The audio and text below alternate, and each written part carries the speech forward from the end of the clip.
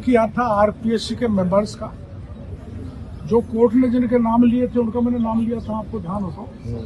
मैंने 3 चेयरमैन के नाम भी बताए थे, आपको ध्यान होगा। मैंने गोपनीय शाखा से जो पेपर किस व्यक्ति ने दिया और किस मेंबर को दिया, वो 2 गिरफ्तार हो गए, आप लोगों को बताया था। तो बड़ी लंबी बहस के बाद, सारी सुनवाई के बाद अदालत ने जो फैसला किया है, मैं व्यक्तिगत रूप से इससे खुश हूँ, प्रसन्न हूँ। और दोबारा परीक्षा होंगी तो करीबन 50% ऐसे लोग जो फर्जी घुस गए थे, जो हमारी लॉ एंड ऑर्डर के लिए समस्या बनते, वो लोग आउट हो गए और अब सही ढंग से सरकार परीक्षा कराएगी। और आप ये भी जानते हैं कि पिछले राज्य में 18 में से 17 पेपर लीक हुए। हमने उनका आंदोलन किया, सब इंस्पेक्टर के आंदोलन में गिरफ्तारी भी हुई, हमारी लाठीचार्ज भी हुआ। और उस समय हमने परीक्षा रद्द करने की मांग की थी, अब आरोपियों की गिरफ्तारी की मांग की थी। उस समय सरकार ने कार्रवाई नहीं की, किंतु भजनलाल जी की सरकार आने के बाद 58 फर्जी सब इंस्पेक्टर जेल में है, 2 आरपीएससी के मेंबर पकड़े गए। और जिस व्यक्ति ने 15 साल तक राजस्थान पर शासन किया, उनके पीएसओ जेल के शिक्षों में है। तो कार्रवाई की है। टोटल जो मेरे को पता लगा आंकड़ा, 138 लोग जेल के शिक्षों में है। और बहुसंख्यक बेरोजगारों की मांग थी कि पेपर रद्द होना चाहिए। पेपर रद्द हुआ।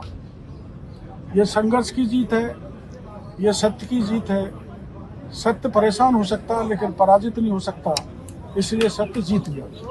विवर्तन करता है। कुछ लोग लिख जाटों में भी किसान हैं, मीणों में भी हैं, गुजरों में भी हैं, यादवों में भी हैं, सब जाति में किसान है। मैंने तो किसान जाति की लड़ाई लड़ी है, न मीणा की लड़ी, न गुजर की लड़ी, न जाट की लड़ी। और जब छापे मारे हैं तो सभी जाति के किसान प्रसन्न है, मेरे को समर्थन करें। जो आपका जो वो तो कहेंगे, घेरेंगे। कल जो विषय उनका क्या बनता है।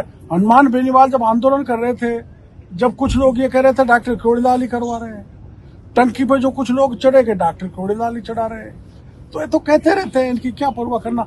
भगवान राम को इस देश में नहीं छोड़ा, महात्मा गांधी को गोली से उड़ा दिया, तो इनकी क्या परवाह करना। मैं कैरेक्टर से साउंड हूँ, सिद्धांत से साउंड हूँ, मजबूत हूँ, वैल्यू बेस्ड राजनीति करता हूँ और शुचिता की राजनीति करता हूँ। कहीं पकड़ा जाऊंगा तो मैं जीवन लेना समाप्त कर दूंगा। लेकिन अनैतिक बेनीवाल हमारी पार्टी से गए हुए हैं और वो बार बार ये कहते मेरे को छोड़ के चले गए और कई महीने से कह रहे थे, तो ये मेरे को परेशान बात कर रही थी। एक उन्होंने कल ये जो कहा, उसके कारण मैं थोड़ा परटर्ब हो गया। उन्होंने कहा था कि आप बजरी में पैसा लेते हैं, आप खाद बीज और पेस्टिसाइड जो कार्रवाई किस लिए कर रहे हो मैं जानता हूँ, मैं कुछ भी कर सकता हूँ, सारे पत्रकार भाइयों को कहता हूँ, लेकिन मैं भ्रष्टाचार नहीं कर सकता। अगर कहीं भी प्रमाण मिल जाए तो मेरे को फांसी के फंदे पे लटका दिया जाए।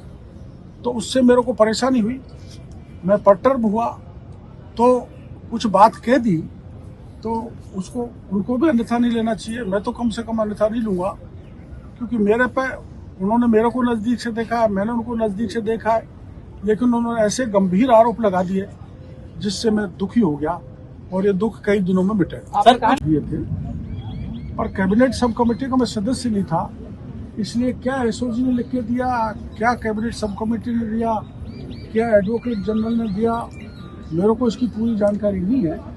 मेरी ये व्यक्तिगत राय है कि अब परीक्षा रद्द हो गई तो परीक्षा कराई जानी चाहिए। सरकार से, मुख्यमंत्री से निवेदन करूंगा और नए तथ्य एसओजी को दूंगा जिससे कुछ मगरमच्छ और पकड़े जाए।